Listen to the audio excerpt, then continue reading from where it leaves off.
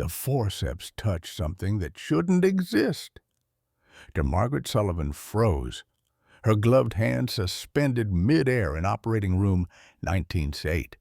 Through the otoscope's lens, a metallic glint caught the surgical light, small, circular, lodged deep where only infection should hide. "What is it?" Nurse Rebecca leaned closer. Margaret's pulse quickened. Not a tumor, not a hearing aid fragment, something deliberate. The extraction took 17 minutes. Tissue had grown around it like a secret. The body refused to surrender. When the object finally emerged, cleaned of blood and tissue, the room went silent. A gold ring, tarnished, tiny.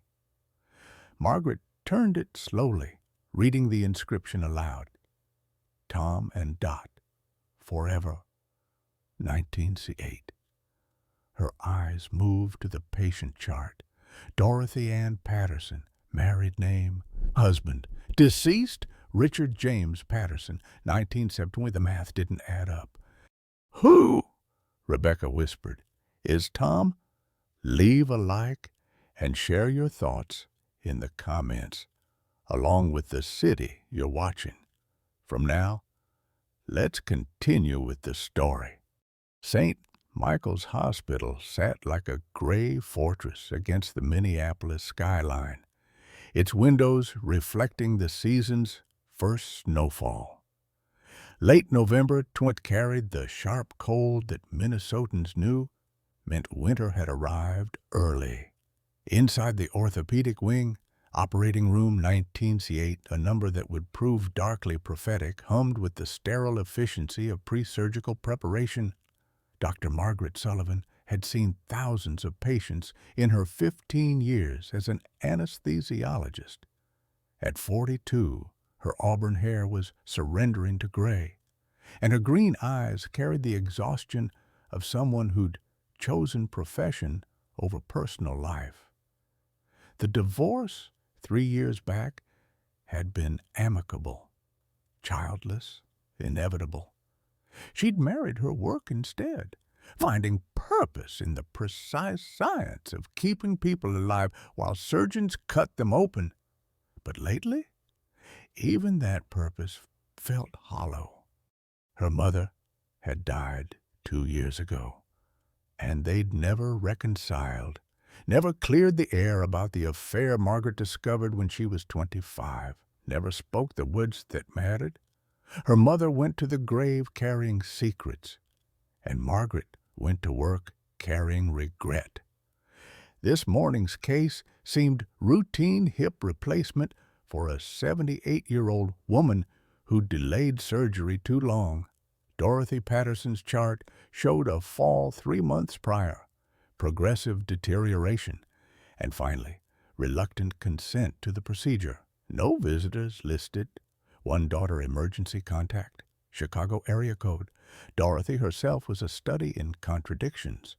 Frail frame, but something steel-like in her posture.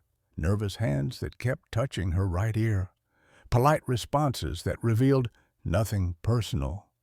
When Margaret asked about the ear protocol demanded checking airways before anesthesia, Dorothy's calm cracked. "It's fine," she'd insisted, vitals spiking on the monitor. It wasn't fine. Through the otoscope, Margaret saw inflammation, possible infection, and something metallic that didn't belong.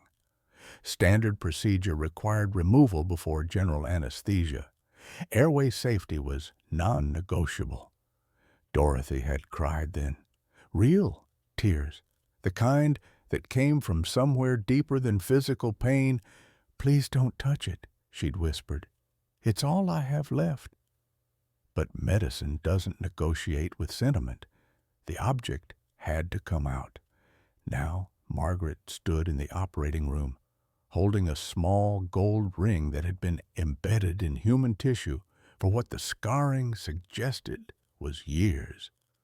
The inscription mocked her with its simplicity. Tom and Dot, forever.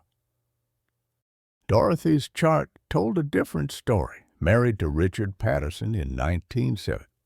Widowed in 220. 57 years between the ring's date and today. A lifetime of secrets compressed into $50 of tarnished gold. Margaret looked at her patient, still sedated in the pre-op bay. The hip replacement would have to wait. Some mysteries demanded answers before you cut someone open and trusted them to wake up whole. The examination room felt smaller than it was. Dorothy Patterson sat on the edge of the hospital bed, her thin hospital gown making her look even more fragile than her 78 years suggested. Her right hand kept drifting toward her ear, then stopping mid-air as if remembering something was missing. Margaret pulled up a stool, the ring warm in her palm. She'd sent Nurse Rebecca to try the daughter's number again. The hip surgery could wait. This couldn't— Mrs. Patterson, Margaret began, keeping her voice gentle. I need you to tell me about this. She placed the ring on the bedside table between them, Dorothy's eyes fixed on it like a drowning woman spotting shore. Her hands trembled as she reached for it, cradling it against her chest with both palms.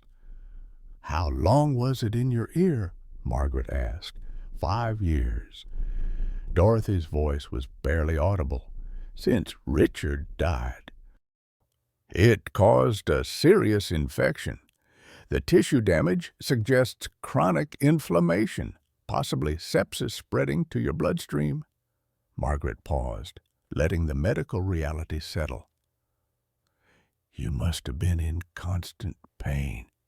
Pain I could handle. Dorothy's fingers traced the ring's inscription. Emptiness I couldn't. Margaret had learned in medical school that sometimes the best medicine was silence.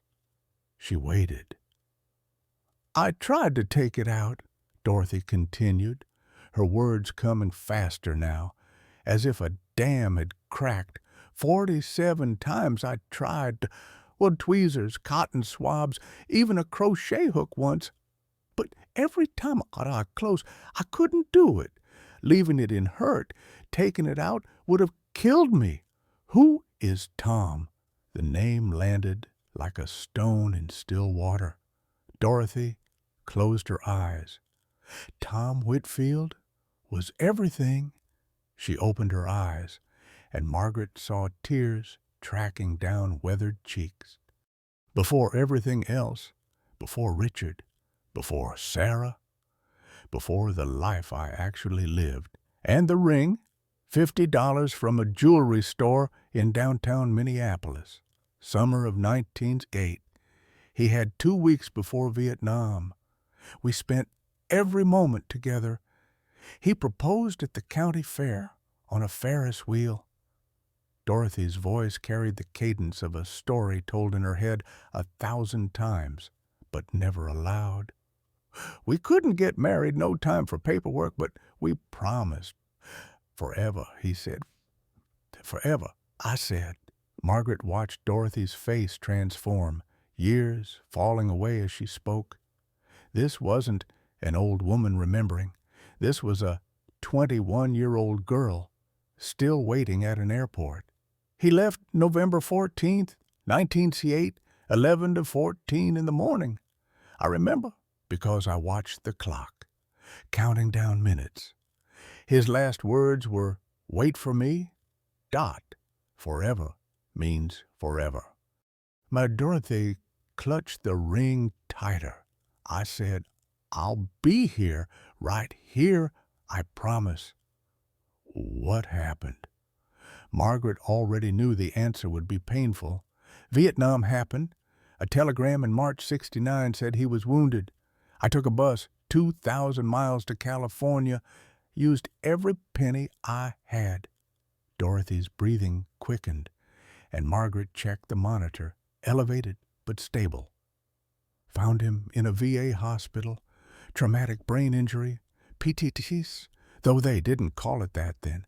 He didn't recognize me at first. When he did, He told me to leave. But you didn't. I stayed 2 weeks, slept in waiting rooms. His parents came, told me I was making it worse, that I reminded him of who he used to be. Dorothy's voice hardened. They sent him home to Minnesota, to their farm.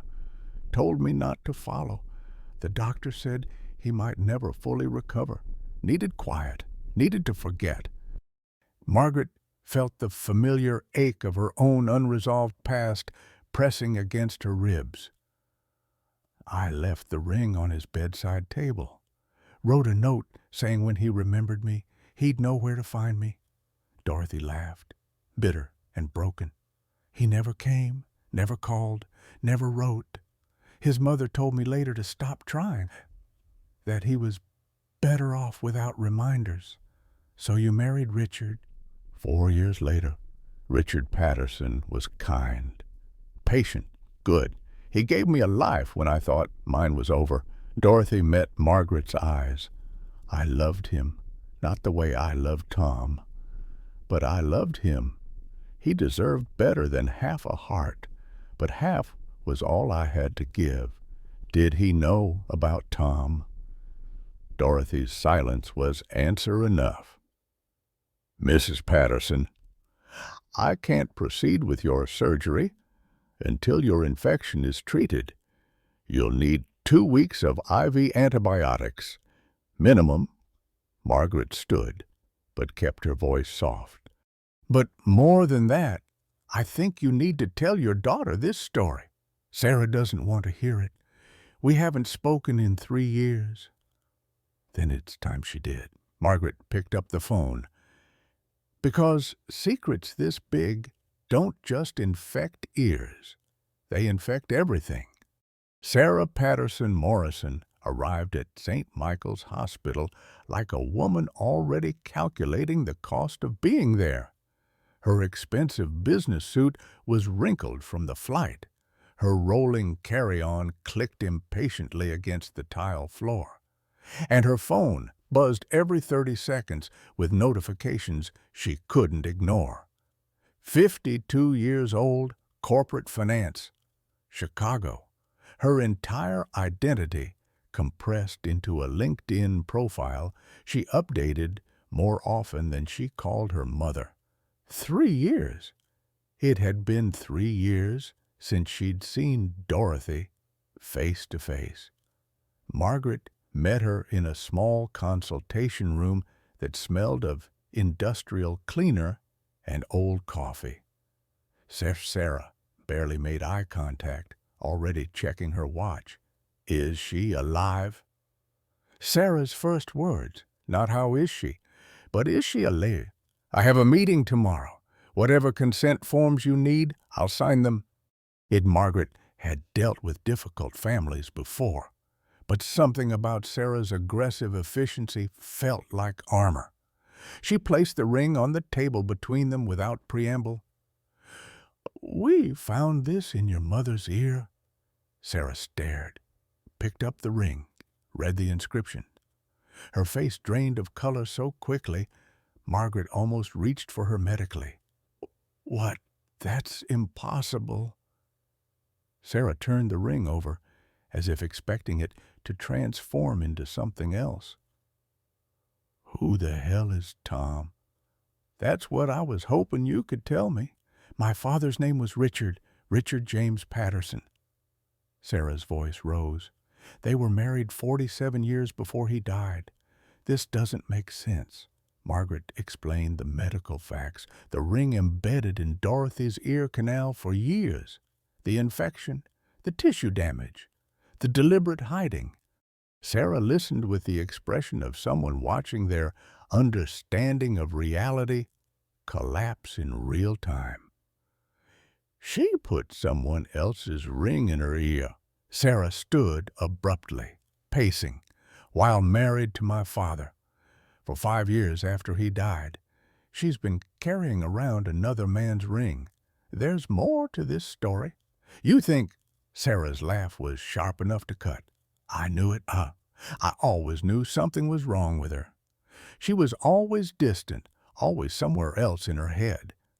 Was Dad just her second choice? Was our entire family life a lie? Margaret let her pace, let her rage.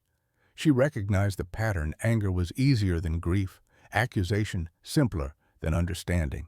10 years ago, Sarah said suddenly, stopping mid-stride, I stole from her. The confession hung in the air. I was desperate, divorced, broke, drowning in debt I couldn't tell anyone about. My ex-husband's addiction had drained our accounts. Sarah's voice cracked. I took Dad's 25th anniversary ring, the diamond one Mom treasured, sold it for $5,000 to pay for his rehab. He went, got clean, then left me anyway. She sat down heavily. Mom caught me, called me a thief. We barely spoke after that. And now I find out she was hiding this a $50 ring from some other Paul. What kind of hypocrite does that make her? Margaret leaned forward. Ms. Patterson, stop, just stop. The command in her voice made Sarah look up. I lost my mother 2 years ago, Margaret said quietly. We hadn't spoken in years either. I was angry about secrets she kept, lies she told, choices she made that I couldn't forgive. She died before we reconciled, before I asked her why, before I understood that her life was more complicated than my judgment of it. Sarah's expression softened slightly. You have a choice I didn't have, Margaret continued. Your mother is alive. You can ask her, you can hear her story. You can decide what to do with the truth, or you can walk away and spend the rest of your life wondering, and if I don't want to know, then you'll become me, standing at a gravestone, talking to dirt, asking questions no one can answer anymore. Sarah was silent for a long moment. Finally, she nodded. They walked together to the recovery room. Dorothy was sleeping, and Sarah stopped at the doorway. Unable to move forward, Margaret watched her stare at her mother's hands, one wearing Richard's wedding band, one bare where a ring should be. She wore 2 rings, Sarah whispered. I think she wore 2 hearts, Margaret said. Both real, both heavy. Dorothy's eyes opened, sensing presence. When she saw Sarah, tears came immediately. Baby, you came.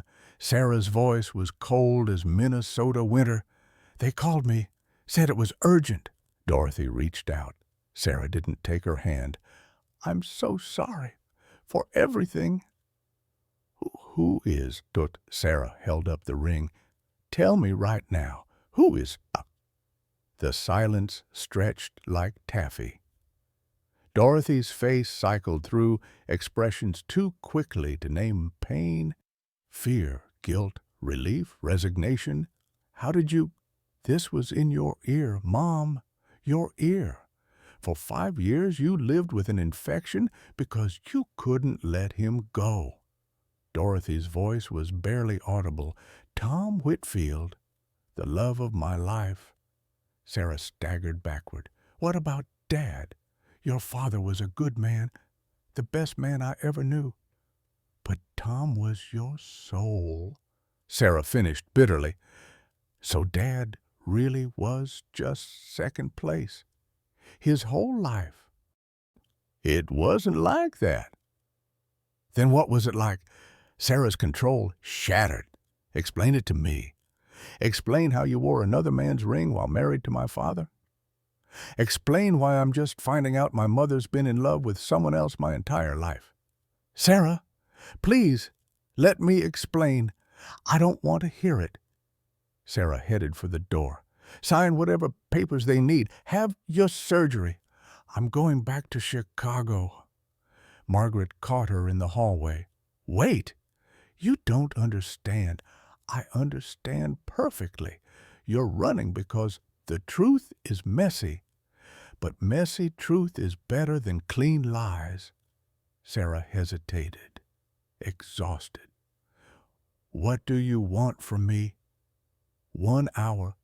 Hear her story, all of it, then decide.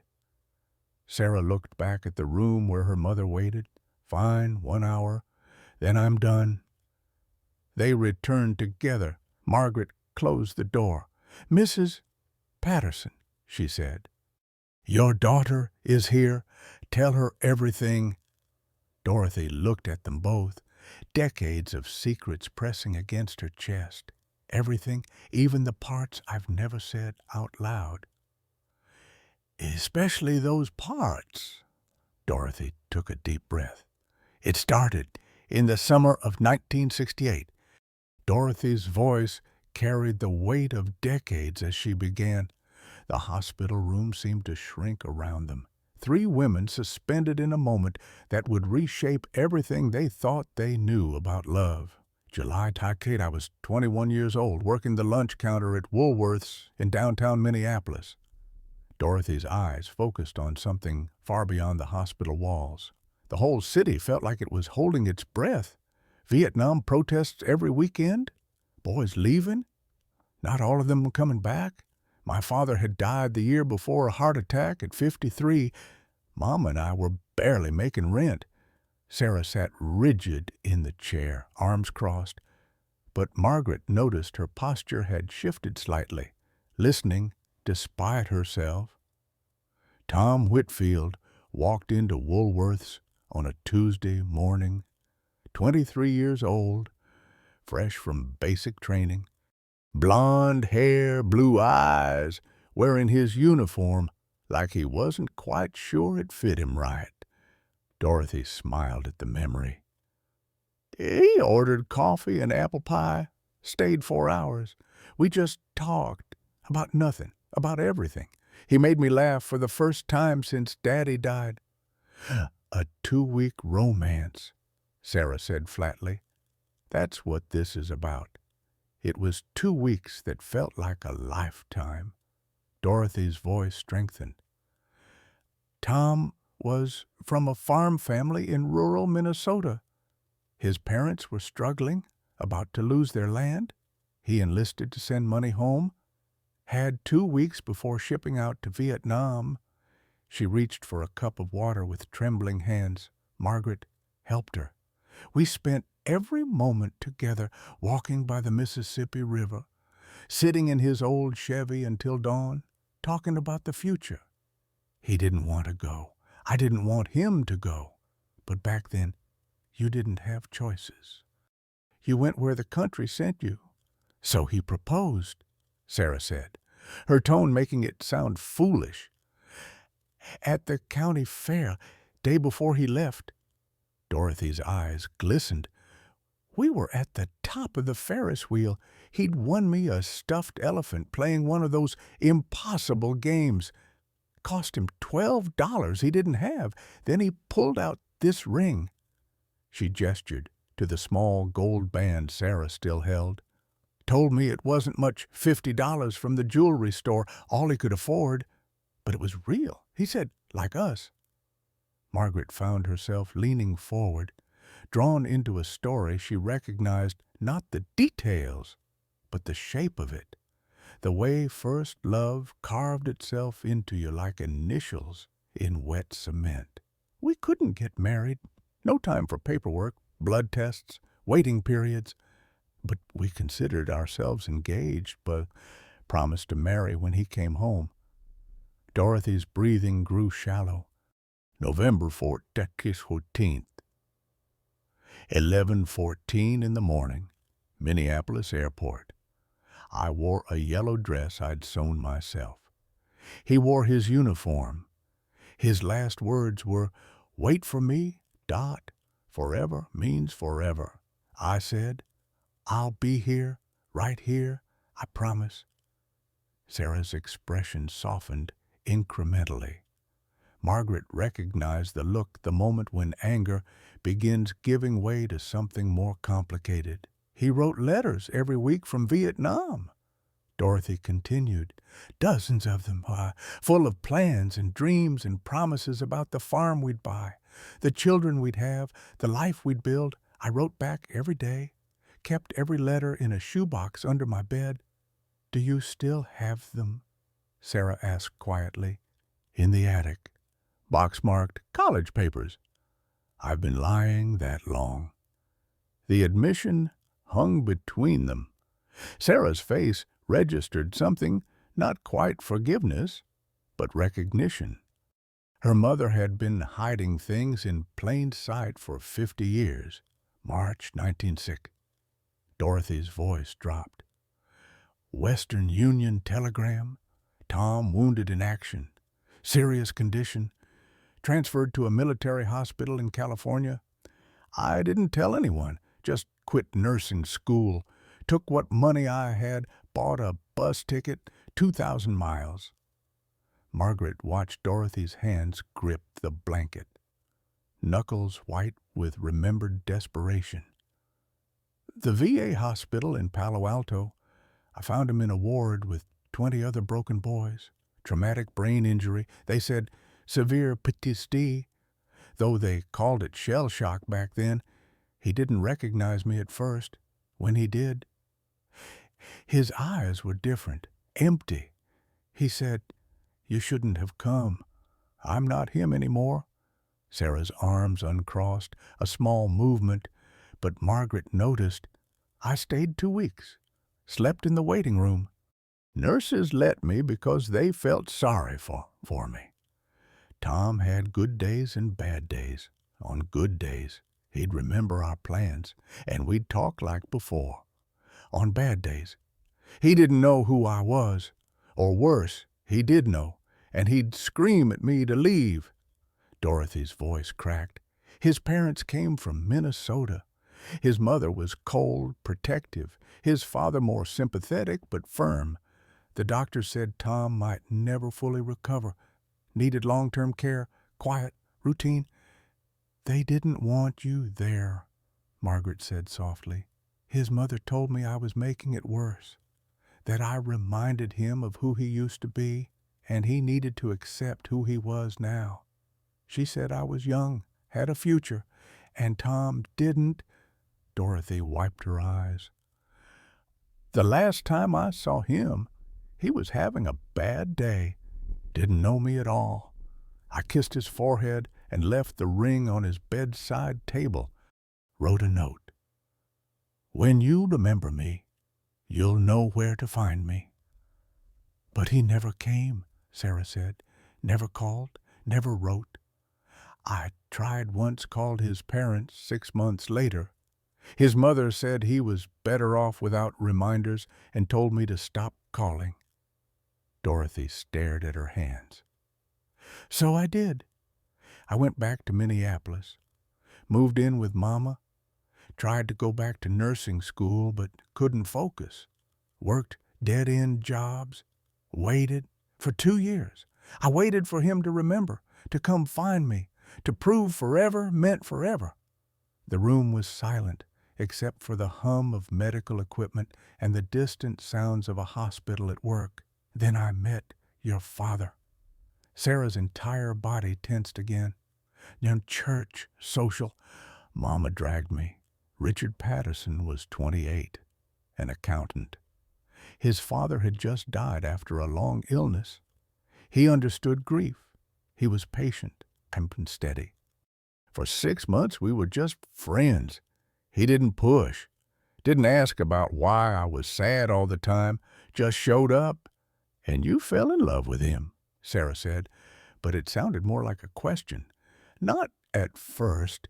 At first, he was just there, a kind presence in a world that felt very dark. Dorothy chose her words carefully. Richard wasn't fireworks like Tom. He was gentle rain after a drought. He made me laugh again, but a different kind of laugh. Practical jokes instead of wild dreams. Dinner and movies instead of all-night conversations in a car. He had a good job, a future, stability. Margaret understood what Dorothy wasn't saying. Richard was safe. Tom had been lightning. Christmas, Richard proposed. Diamond ring, very proper. He said, I know you've been hurt. I don't know how or by whom, but I'll spend my life making sure you feel safe. Dorothy's voice grew thick. I said yes because Tom was gone, because I was tired of waiting, because Richard was genuinely good, because I needed to move forward, because my mother approved, because I was 25 and thought I should have a life. But you didn't love him, Sarah said. I did love him. Dorothy's response was fierce, just differently. Not the way you love your first everything, the way you love someone who shows up every day and asks for nothing but your presence. Sarah stood abruptly, walked to the window. Margaret could see her fighting tears. We married in June night, all ceremony at the church. Your father was happy. I was present. Dorothy's honesty was brutal. I cried on our wedding night, but Richard held me, didn't ask why, just held me. That's who he was. And you had me, Sarah said to the window. August 19 Sep. You were the best thing that ever happened to me. I loved you fiercely from the first moment, but I felt guilty too. Kept thinking, this should have been Tom's daughter. Which was unfair to you, unfair to Richard, unfair to everyone. Margaret intervened gently. Mrs. Patterson, you mentioned a letter from 1980. Dorothy's face went pale. How did you... You told me earlier, when you were coming out of sedation. Sarah turned from the window. What letter? 16 years after I last saw Tom. A letter arrived. His handwriting. I recognized it immediately. Dorothy's hands shook. I didn't open it, put it in a safety deposit box at First National Bank. I was too afraid. Afraid of what? Sarah demanded. Afraid of what it would say. What if he wanted me back? What if he didn't? What if he told me he'd recovered and I'd abandoned him? What if he told me I'd been right to leave? Either way, it would destroy the fragile peace I'd built. So you just left it unopened for 40 years, Sarah said incredulously. Richard saw me shaking when it arrived, asked what was wrong. I said junk mail. First major lie I told him. There had been small ones before, little omissions, half-truths, but that was the first time I looked him in the eye and completely lied. Sarah returned to her chair, but Margaret noticed she sat closer to the bed now. Did Dad know about Tom? He found out in 1988, cleaning the attic, found old letters I'd written to Tom over the years, never sent, just written therapy on paper. Dorothy closed her eyes. He confronted me gently, asked who Tom Whitfield was. I broke down, told him a partial truth, said Tom was someone I'd loved before him, who died in the war. But he didn't die, Sarah said. I thought he did, in every way that mattered. The Tom I knew died in Vietnam. What came back wasn't the same person. Margaret interjected. What did your husband say when you told him? He said, I've known for years that part of you is somewhere else. I thought it was your father or some childhood trauma, but it's a person. Are you still in love with him? Dorothy's voice broke. I said, I don't know. How can you love a ghost? And Richard said something I've never forgotten. Keep your memories.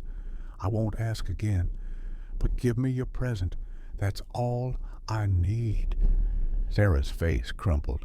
Dad said that from then on there was an unspoken rule. Tom was the past. Richard was the present. I tried harder after that to be fully there. And mostly I succeeded, but sometimes Richard would find me crying or catch me staring at nothing, and he'd know. He'd just hold my hand, never asked, never pushed. He kept a journal, Sarah said suddenly. After Dad died, I found it in his desk. I couldn't bring myself to read it. Too painful. Is it still in the house? In my nightstand drawer, I read it after he died. That's how I know what he really thought. What did it say?" Sarah's voice was barely a whisper. Dorothy pulled a small leather notebook from her hospital bag. Sarah stared at it. "He wrote about Tom, about me, about us." Dorothy opened to a marked page, March 1988. "She loves me. I know she does. But she loved him. There's a difference I'm learning to accept." She turned pages. July. "Saw her looking at old photos today. Not me in them. Someone else. I didn't ask. Some doors should stay closed." Another page.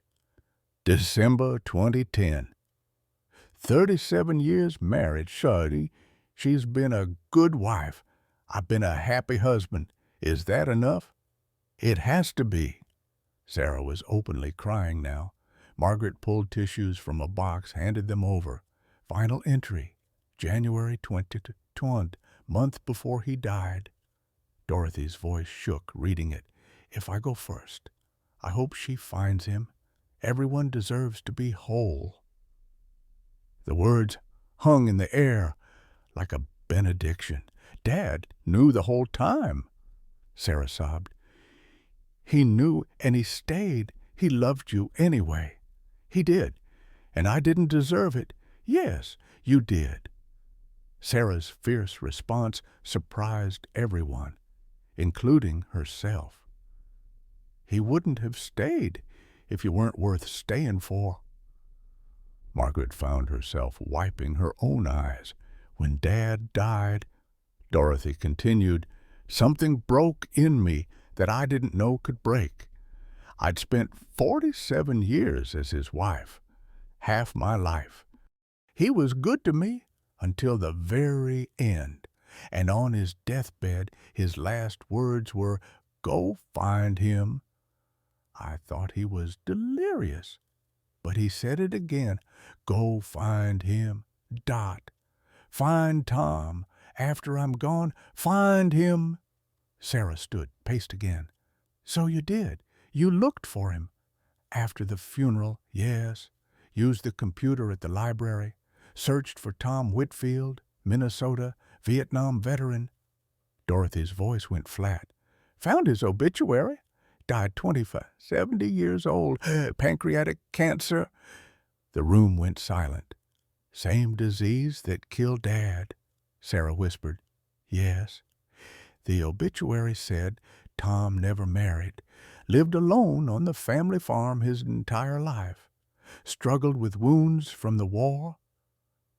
Dorothy's tears came freely now. "He waited, Sarah. For 46 years. He waited. And I never knew. Never reached out. Never opened that letter. He died thinking I'd forgotten him." As Margaret understood suddenly why Dorothy had put the ring in her ear. It wasn't just about keeping Tom close. It was about punishment, penance, physical pain for emotional failure. After I read his obituary, I spiraled. Lost both men, Richard to death, Tom to missed opportunity. I found the ring in a box at the back of my closet. Tom had mailed it back to me with that 985 letter. I'd never opened either. "You had the ring for 40 years, Sarah asked, hidden, in shame, in fear. After reading that Tom died alone, waiting, I decided I needed him close. Couldn't bury the ring, you'd find it eventually. Couldn't wear it openly disrespectful to Richard's memory. So I put it in my ear. Now we're together. I thought, like we should have been. For 5 years, you lived with an infection because of this. Sarah's anger was returning, but different now. Born from concern, not judgment. Physical pain was easier than emotional pain. Until my hip broke and forced me here. Forced the truth out. Sarah sat on the bed edge, took her mother's hand for the first time in 3 years. "Mom, you've been torturing yourself." It was all I had left. You had me, Sarah's voice broke. Did I? You haven't spoken to me in 3 years because I was angry you caught me stealing. No, Dorothy said firmly, because you saw me as a hypocrite, and you were right. Sarah's hand tightened around her mother's. The anger that had sustained her for 3 years was crumbling, revealing something raw underneath. She took a shaky breath, and Margaret recognized the moment before confession, that split second when a person decides truth is less terrifying than continued hiding. "Mom, I need to tell you something." Sarah's voice was barely steady. "The ring I stole Dad's anniversary diamond. I didn't sell it to pay debts." Dorothy's eyes widened. "What?" "I sold it to pay for rehab for David, my ex-husband." Sarah's words came faster now, as if speed would make them hurt less. "He was addicted to painkillers. Started after a back injury. For 2 years I watched him spiral. Enabled him, made excuses. Covered for him at work, drained our savings trying to fix him." Margaret remained still, barely breathing, afraid any movement would break the spell of honesty filling the room. "I sold your ring for his treatment. $5,000 for a 28-day program." Sarah's laugh was bitter. "He went, got clean, then left me 3 months later for someone he met in group therapy. Said I reminded him of his addiction, that he needed a fresh start without me." "Oh, baby," Dorothy whispered. "I was too ashamed to tell you. Easier to let you think I was just a thief than admit I'd failed at saving someone I loved." Sarah pulled something from under her blouse, a thin silver chain. Hanging from it was a simple gold band. "I've worn this every day since the divorce." His wedding ring. He left it on the kitchen table with the divorce papers. Dorothy stared at the ring, then at her daughter, then at the ring Tom had worn. Understanding bloomed across her face. "You're just like me," Dorothy said, "keeping ghosts close." "I didn't want to be like you," Sarah said, not unkindly. "My whole life, I watched you disappear into your head, saw you at family dinners, physically present but mentally elsewhere. Dad would tell a joke and you'd laugh a second too late, like you were translating it from a foreign language. I promised myself I'd be different, that I'd be fully present for whoever I loved. But you're not," Dorothy said gently. "No, I'm not." Sarah touched the chain at her neck. "For 3 years, I've been pretending David doesn't matter, that I'm over it, that I'm moving on. But I check his social media every day. I drive past his new house when I'm in his neighborhood. I still have his coffee mug at my apartment. And some mornings, I make coffee in it without thinking." Margaret finally spoke. "Ms. Patterson, can I ask you something?" Sarah looked at her, surprised. She'd almost forgotten the doctor was there. "Do you still love him?" The question hung in the air. Sarah's face went through several expressions before settling on something like resignation. "Yes.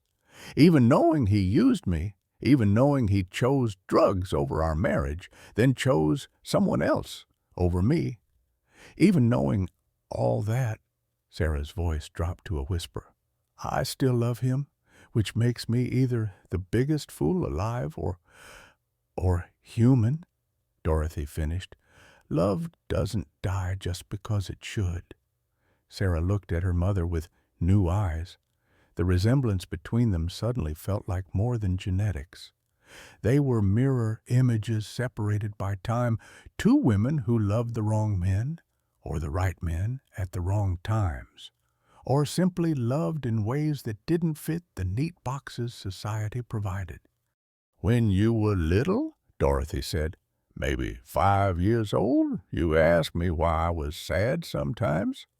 Do you remember?" Sarah shook her head. "Your father told you, your mama's heart is big enough for everyone, but sometimes old hurts come back. I was standing in the doorway, heard the whole thing. He was explaining me to you because I couldn't explain myself. First love is a scar," Dorothy continued.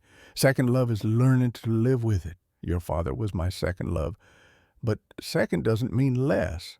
It means different. It means grown up. It means real." "Did Dad know that?" Sarah asked. "Really know it? Read his journal, all of it. He knew. He understood, maybe better than I did." Dorothy squeezed her daughter's hand. "He wrote that loving me meant loving my ghost, too. That's not weakness, Sarah. That's strength. That's choosing someone fully, scars and all." So Margaret found herself thinking of her own mother, the affair she'd discovered, the years of judgment she'd carried. Had her mother loved her father and the other man? Had her mother been living with the same divided heart? She'd never know now. She'd refused to ask. And her mother had taken the answers to the grave. "I think," Margaret said carefully, "that we all make mistakes in love. The question isn't whether we're perfect. It's whether we're honest with ourselves, with each other." Dorothy turned to her. "I was never honest with you, Sarah, because I couldn't be honest with myself. And I was never honest with you," Sarah replied, "because I was ashamed. And I," Margaret added quietly, "never gave my mother a chance to be honest at all. 3 women, 3 generations, 3 variations of the same wound. Mom." "There's something else," Sarah said. "That letter from Tom." "The one you never opened? I want to read it." Dorothy's breath caught. "Sarah, I don't know. You said it's at First National Bank in a safety deposit box. I want us to read it together. What if it's terrible? What if he hated me? Then we'll know. And knowing is better than wondering. Isn't that what you told me once when I was afraid to take my SATs?" Sarah's smile was sad. "You said uncertainty is heavier than any truth." Before Dorothy could respond, Nurse Rebecca knocked and entered. "Sorry to interrupt, but Mrs. Patterson's labs are back." She handed Margaret a tablet. Margaret's expression changed as she read. Sarah saw it immediately. What's wrong?" Margaret looked up, her professional mask slipping. "The infection from the ring has spread. Your mother has sepsis. Her immune system is severely compromised." "What does that mean?" Sarah demanded. "It means we can't do the hip surgery. Not for at least 2 weeks, maybe more. We need to treat the infection aggressively with IV antibiotics. If we put her under general anesthesia now, her body might not survive it." Dorothy closed her eyes. "How bad is it?" "Bad enough that we need to move you to ICE for monitoring." Margaret's voice was gentle but firm. "Mrs. Patterson, why didn't you seek treatment earlier?" The question everyone had been avoiding. "I knew something was wrong 2 years ago," Dorothy admitted. "The pain, the drainage, the hearing loss. But I was afraid. If doctors found the ring, they'd ask questions. So I just lived with it. You were willing to die for this." Sarah held up the small gold band, her voice rising. "For $50 of metal and a memory." He's dead, Mom. He's been dead for 10 years. You're dying for a ghost." Again, before Dorothy could respond, her body answered for her. Monitors began alarming. Her temperature spiked. Blood pressure plummeted. Rebecca hit the code button. Code blue. Recovery room 4. Margaret was already moving. Sarah pushed aside as medical staff flooded in. She watched helplessly as they worked on her mother medications. Monitors, urgent voices calling numbers she didn't understand. This couldn't be how it ended. Not now. Not when they'd finally started telling the truth. "Please," Sarah whispered to no one, to everyone, to the universe. "Please don't take her yet. We just found each other again." The crash team stabilized Dorothy within 20 minutes, but those 20 minutes aged Sarah a lifetime. She stood in the hallway, back pressed against the cold wall, watching through the window as strangers fought to keep her mother alive. The small gold ring was still clutched in her fist, edges cutting into her palm. When they finally wheeled Dorothy toward the ICU, intubated and unconscious, Sarah caught only a glimpse of gray skin and closed eyes. Margaret touched her shoulder. "She's stable. Critical, but stable. Can I see her?" 5 minutes. Once they get her settled. Those 5 minutes stretched into 30. Sarah paced the ICU waiting room, a sterile space with uncomfortable chairs and magazines from 20 other families sat in various stages of vigil, some crying, some sleeping, all waiting for news that would either save or shatter them. When they finally let her in, Sarah barely recognized her mother. Tubes and wires connected Dorothy to machines that beeped and hummed with mechanical certainty.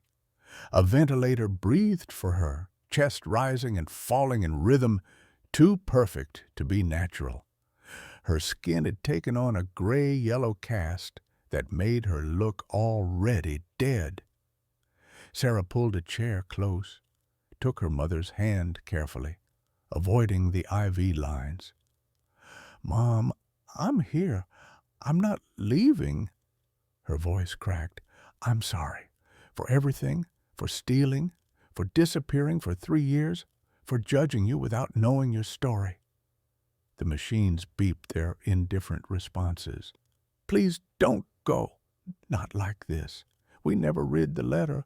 We never—" Sarah couldn't finish. She laid her head on the bed rail and cried. Margaret found her there at 3 in the morning. Sarah hadn't moved in 6 hours. "You should go to a hotel. Get some rest." "I can't. What if she wakes up? What if she—" Sarah couldn't say the word dies. Margaret sat in the chair beside her. "Tell me about your father." The question surprised Sarah into looking up. "Why?" "Because you need to talk, and I need to understand." Sarah was quiet for a moment, then began. "He was patient, so patient it used to drive me crazy. I remember being maybe 8 years old, asking why Mom was sad sometimes. He said, 'Your mama's heart is big enough for everyone, but sometimes old hurts come back.'" "He was talking about Tom," Margaret said. "Yeah, I didn't understand then. Now I do." Sarah wiped her eyes. "After Dad died, I found a box in his study. Had my name on it. I've never opened it. Couldn't face it. It's still in my apartment in Chicago." "What do you think is in it?" "I don't know. Maybe nothing. Maybe everything." As Sarah looked at her mother's unconscious face, "Maybe answers to questions I was too afraid to ask." As dawn broke over Minneapolis, Sarah sat watching light creep through the ICU window. Dorothy remained unconscious, but her vitals had stabilized. The nurse said it was a good sign. Sarah wasn't sure she believed in good signs anymore. She pulled out Richard's journal, the one Dorothy had given her, started reading entries she'd skipped before. Sarah's 5th birthday. Dot made Sarah's cake from scratch, but 3 layers. Oh, took all day. She's a good mother, even when her mind is elsewhere. Sarah's high school graduation. Sarah looks just like Dot did at that age. Pray she finds easier love than her mother did, the day before Richard died. Dot has been devoted these last months. I'm lucky. Maybe she's always loved me more than she knew. Maybe love is showing up, even when your heart is divided. Sarah closed the journal, understanding, blooming, painful, and bright. Her father hadn't been settling. He'd been choosing. Every single day he'd chosen her mother, knowing full well that part of Dorothy's heart lived in the past. That wasn't weakness or resignation. That was the strongest kind of love, the kind that doesn't demand all of someone, just their honest presence. He wasn't second place, Sarah whispered to her sleeping mother. He was running a different race entirely. The next 2 days blurred together. Sarah slept in the waiting room, ate vending machine food, refused to leave the hospital. Margaret checked on her regularly, brought real coffee, sat with her in companionable silence. On the third day, Dorothy's eyes opened. The breathing tube had been removed earlier that morning. Dorothy's voice was hoarse and weak, but it was hers. "Sarah!" Sarah jolted awake in the chair beside the bed. "Mom, you're awake!" Nurses rushed in, checked vitals, asked questions. Dorothy answered in whispers. Finally, they left mother and daughter alone. "How long?" Dorothy asked. 3 days. You scared me half to death." Dorothy managed a weak smile. "Guess I'm stubborn." "Guess you are." Sarah squeezed her hand gently. "The letter, Tom's letter, what? We need to read it together." "I'm sorry I wasn't honest with you," Dorothy whispered. "I'm sorry I wasn't honest with you either," Sarah replied. "We're a pair, aren't we?" "We are," Dorothy agreed. "My daughter, finally." They stayed like that, hands linked, years of distance closing with every breath. True. 5 days after Dorothy woke from her crisis, she was strong enough for a wheelchair. Sarah pushed her through the hospital corridors toward the main entrance, where a taxi waited to take them to First National Bank. The infection was responding to antibiotics. Vitals had stabilized, and the doctors agreed a short excursion wouldn't hurt. The morning was cold and bright. The kind of Minnesota winter day where everything looked sharp-edged and clear. Dorothy wore a hospital-issued jacket over her clothes, and Sarah had brought her mother's purse from home, the same worn leather bag Dorothy had carried for 20 years. Inside the bank, a manager led them to the vault. Dorothy's hands shook as she worked the key into the safety deposit box. It had been 40 years since she'd opened this box. 40 years of running from whatever waited inside. The box was small, maybe 8 inches by 12. Sarah pulled it out, set it on the table in the private viewing room. They sat on opposite sides, the box between them like a mediator. "Last chance to walk away," Dorothy said. "Not a chance," Sarah replied. Dorothy lifted the lid. Inside lay the accumulated evidence of a love that never had its proper ending. Tom's letter, sealed in a yellowed envelope. Dorothy's name written in handwriting that looked young and hopeful. Beneath it, a stack of letters tied with string.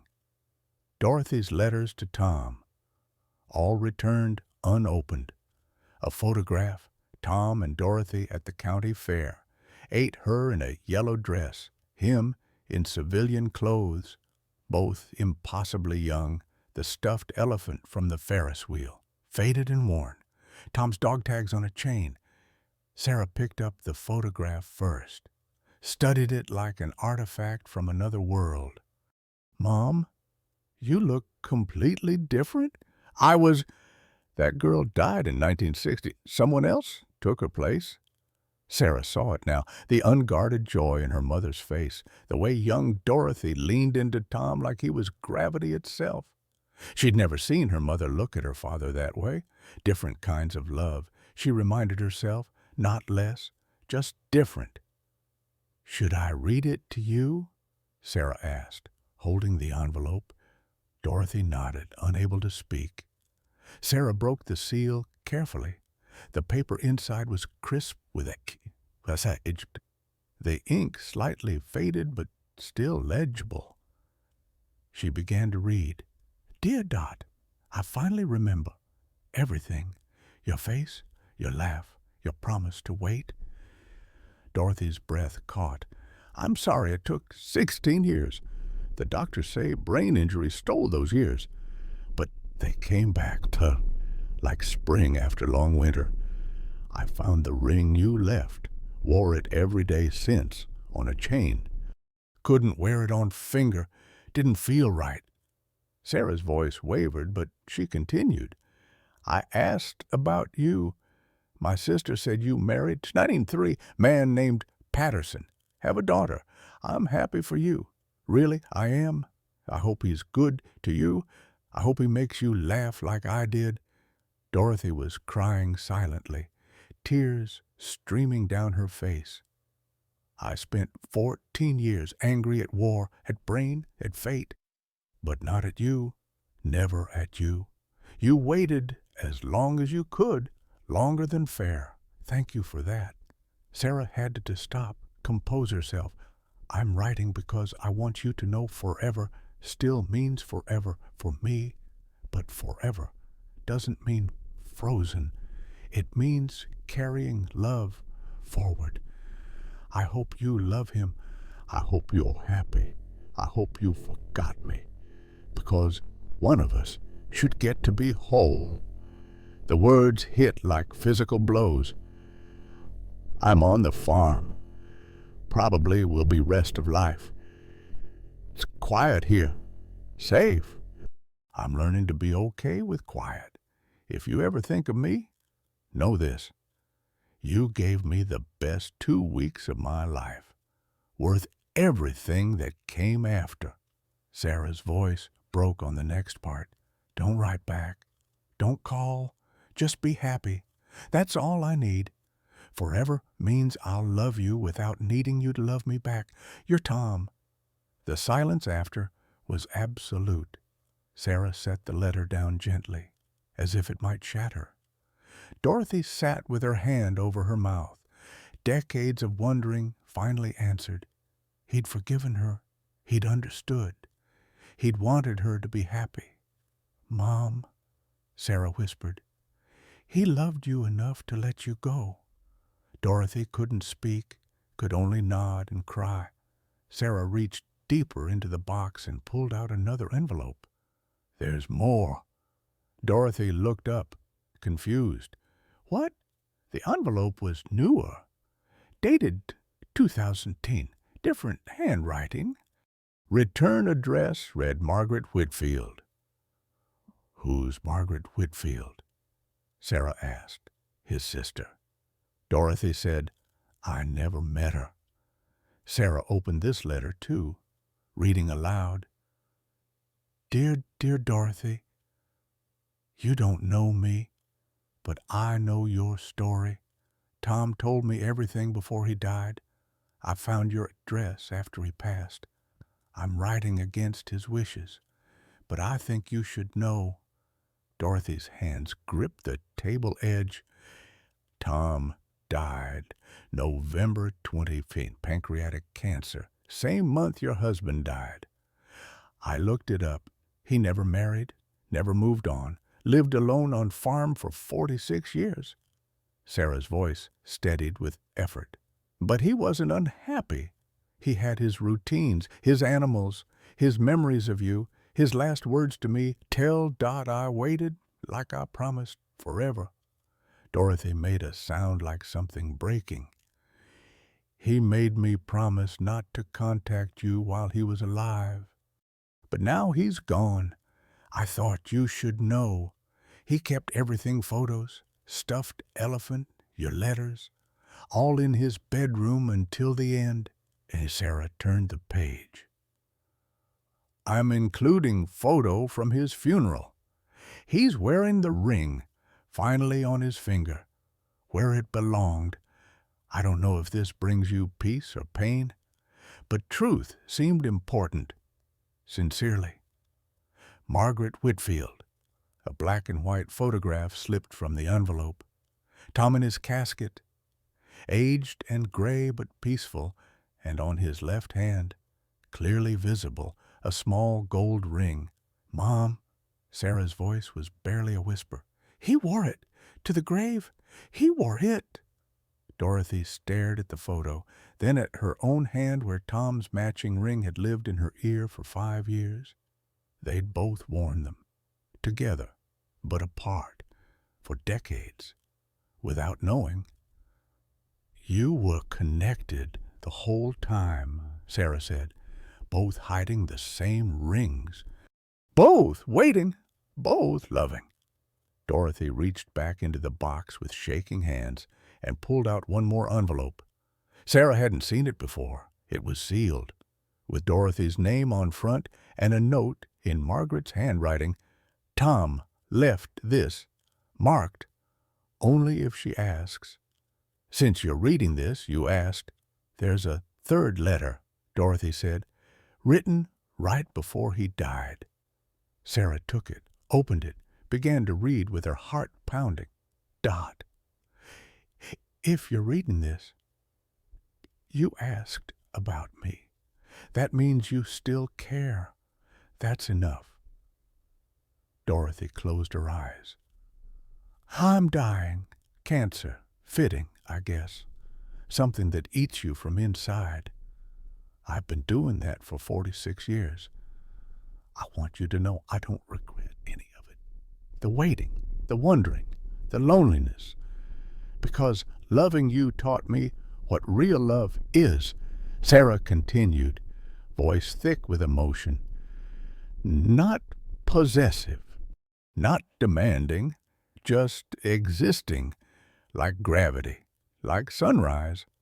I hope you had a good life. I hope your husband was worthy.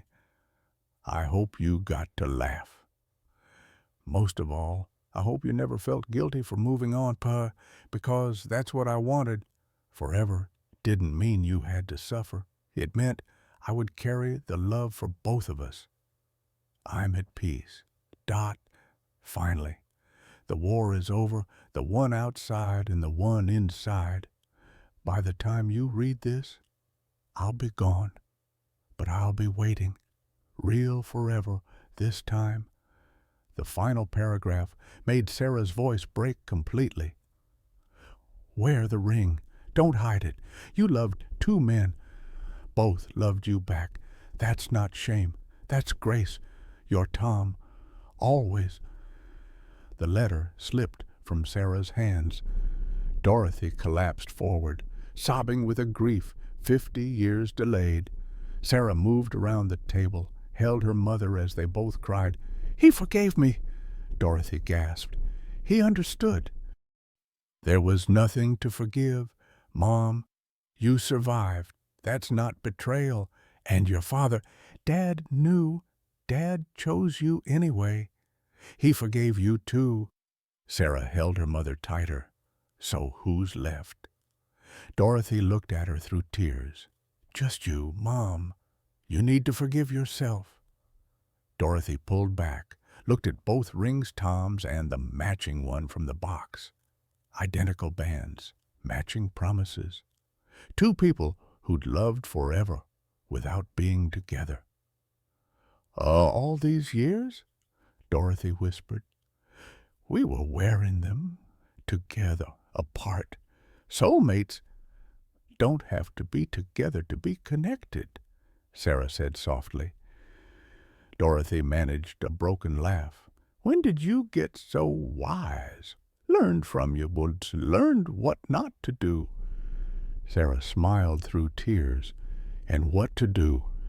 You taught me that love doesn't die just because it should, that carrying someone in your heart isn't weakness, it's being human. It took both rings, held them in her palms. I think I'm ready now. Ready for what?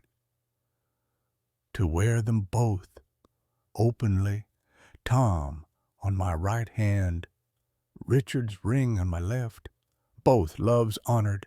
No more hiding. Sarah pulled her necklace from under her shirt, the one with David's ring. Then I'm ready too. 2 weeks later, Dorothy's hip replacement surgery went exactly as planned. Sarah sat in the surgical waiting area with Margaret Sullivan, who'd taken a personal interest in seeing this story through to its end. When Dorothy emerged from recovery, groggy but smiling, both rings gleamed on her hands but where they belonged. The rehabilitation was slow but steady. Sarah had taken a leave of absence from her Chicago job, moved temporarily into her mother's house in St. Paul. The house felt different now, not haunted by secrets, but inhabited by truth. They spent evenings going through boxes in the attic, reading Tom's letters from Vietnam, Dorothy's unsent replies, piecing together the full story of a love that had shaped both their lives without either fully understanding it until now. 3 months after the surgery, Dorothy was walking without assistance. Spring had come to Minnesota, melting the winter that had nearly claimed her. Sarah had made a decision. I'm staying, she announced one morning over coffee. Dorothy looked up from her newspaper. In Minneapolis, yeah, I can work remotely. And honestly, Chicago doesn't feel like home anymore. Sarah wrapped her hands around her mug. I've been thinking about something. What if we opened a cafe? A cafe at our age. You're 78, not dead, and I need a fresh start. Sarah's eyes lit up with an idea that had been growing for weeks. We could call it Tom and Dot's? Dorothy's breath caught. You'd do that. I would, but only if we give Dad equal billing. Sarah grinned. Tom and Dot's coffee, Richard and Dot's pie. Your father loved pie. He did. Dorothy's eyes filled with happy tears. Both men get remembered. Both men deserve it. They shook on it. Finding the right location took 6 weeks. A small storefront in a Steepole neighborhood, close enough to Dorothy's house that she could walk there once her hip fully healed. Sarah handled the business logistics while Dorothy planned the menu and the decor. Margaret Sullivan stopped by often, offering to help paint or move furniture, drawn back repeatedly to the story she'd helped unearth. The walls became a gallery of honesty. Photos of Tom and Dorothy at the fair in night, wedding pictures of Richard and Dorothy in night, family photos spanning 50 years' birthdays, Christmases, graduations. A framed explanation told the story simply, this cafe honors 2 men who loved one woman, and the woman who loved them both.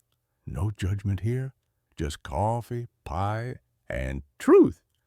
On Tom's dog tags hung beside Richard's purple heart from Korea, a detail Sarah had discovered going through her father's things. 2 soldiers, 2 wars, 2 men who'd shaped Dorothy's life in different ways. The menu made Sarah laugh every time she looked at it. Coffee drinks, named for memories, Forever Blend, Homecoming Latte, Second Chance Americano, pies in Richard's favorite flavors, apple, cherry, lemon, meringue, everything honest, nothing hidden. Opening day arrived on a Saturday in late May. Sarah had worried no one would come, that the story was too strange, too uncomfortable. She was wrong. The cafe filled by 10 in the morning, neighbors curious about the new place, elderly customers who read the wall and stayed for hours, some crying, some smiling, many sharing their own stories of complicated love. A woman of 82 sat at the counter and told Dorothy, "I loved two men, too. Thought I was broken my whole life. Thank you for this." A young couple on their first date read the story and held hands tighter. "This gives us hope," they told Sarah, "that love is bigger than we thought." Not everyone understood. Some people left uncomfortable, muttering about propriety and respect, but most stayed. Most listened. Most recognized something true in the messy reality Dorothy had finally stopped hiding. Tom's sister Margaret made the drive from rural Minnesota 2 weeks after opening. 73 years old with tall blue eyes and his shy smile. The meeting between her and Dorothy was tearful and healing. They talked for 6 hours, filling in gaps, sharing memories, building a bridge across decades of separation. "Tom would be so happy," Margaret told Dorothy. "You're not hiding any more." She brought Tom's dog tags to add to the cafe display and shared stories of her brother's quiet life on the farm. "He wasn't miserable," she insisted. "Lonely, yes, but he had peace. He'd made his choice to love you from a distance, and he was okay with it." That night, Sarah found her mother sitting alone in the cafe after closing, looking at the wall of photos. "You okay, Mom?" "More than okay. For the first time in 50 years, I'm at peace." Dorothy touched both rings on her hands. "I spent so long thinking I had to choose between Tom and Richard. Turns out I just needed to honor both." Sarah sat beside her. "I did something today." "What?" "I called David, my ex-husband." Dorothy's eyes widened. "And we're meeting for coffee next week, not to get back together, just to talk, to be honest about what happened, about how I still feel." Sarah touched the ring on her necklace. "I learned from you, Mom. Truth is lighter than lies, even when truth is heavy." Dorothy squeezed her daughter's hand. "I'm proud of you. I'm proud of us." That weekend, Sarah flew to Chicago to pack up her apartment and collect her father's box, the one she'd never opened. She brought it back to Minnesota, and on a quiet Tuesday afternoon, she and Dorothy opened it together at the kitchen table. Inside were letters, dozens of them, all addressed to Sarah, all into Richard's handwriting, all dated from the last year of his life. "He wrote to you while he was dying," Dorothy whispered. Sarah opened the first one with the shaking hands. Her father's voice came through clear and strong. "Dear Sarah, if you're reading this, I'm gone. There are things I need you to know about your mother, about love, about the choices we make. Your mom loved me. I need you to believe that. But she also loved someone else, and that's okay. Love isn't a pie where every piece you give away leaves less. It's more like a fire. The more you share, the brighter it burns." Sarah read through Torrebusser letter after letter. Richard explained, defended, loved. He wrote about discovering Tom, about choosing Dorothy anyway, about the fullness he'd found in a marriage where he was loved honestly, if not completely. The final letter gutted them both. "Sarah, I hope you find easier love than your mother did. But if you don't, if your heart is complicated like hers, don't be ashamed, don't hide, don't put rings in your ear. Just be honest. Love messy is better than love hidden. Your father who loved you and your mother more than words can say." Dorothy and Sarah held each other and cried. For Richard, for Tom, for themselves, for all the years of hiding and hurting and trying to fit complicated hearts into simple boxes. 1 year after Dorothy's surgery, the cafe held an anniversary party. The space was packed with regulars, friends, family, and strangers who'd heard the story and wanted to witness love honored honestly. Margaret Sullivan brought flowers. Tom's sister Margaret brought her children and grandchildren, Tom's nieces and nephews, who'd never known their uncle had loved someone so completely. Richard's brother came with his family, grateful to see Richard remembered and honored. The two families mixed naturally, bound by their connection to Dorothy, to this woman who'd loved imperfectly but fully. Dorothy stood to speak, supported by her new hip and her daughter's arm. "I spent 50 years hiding, 5 years suffering. Now I'm free, not because I found answers, because I accepted the questions." Her voice was strong, carrying across the room. Did I love Tom more than Richard? Wrong question. Did I love Richard less than Tom? Also wrong. Right question is, did I love? Yes, deeply, completely, imperfectly. She looked at Sarah. Did I hurt people? Yes. Did they forgive me? Yes. Do I forgive myself? Getting there, the room was silent, listening. To anyone here carrying secrets, truth is lighter than lies. Even when truth is heavy, wear your rings, tell your stories, be whole. The applause was thunderous. Late that night, after everyone left, Dorothy and Sarah locked up together. They walked to the car under streetlights, Sarah's arm around her mother's shoulders. Dorothy Fizz looked back at the cafe sign. Tom and Dot's coffee, Richard and Dot's pie. Both men would hate this attention, Dorothy said. Sarah laughed. Probably. But they'd love that you're happy. Yeah, they would. They drove home through Minneapolis streets, both wearing their rings openly, Dorothy with Tom's on her right hand and Richard's on her left. Sarah with David's on a chain, but no longer hidden under her shirt. 2 generations learning to wear their hearts where the world could see them. Dorothy touched both rings, feeling the weight and the lightness simultaneously. Forever meant forever for Tom, she said. Every day meant every day for Richard. Both were right. Both were love. Sarah smiled. So what's your definition of forever now? Dorothy thought. Then answered, forever is when love outlasts the person. Every day is when you honor it. Both matter. Both are real. I like that. Me too. Took me 78 years to figure it out. Better late than never. That's what Richard always said.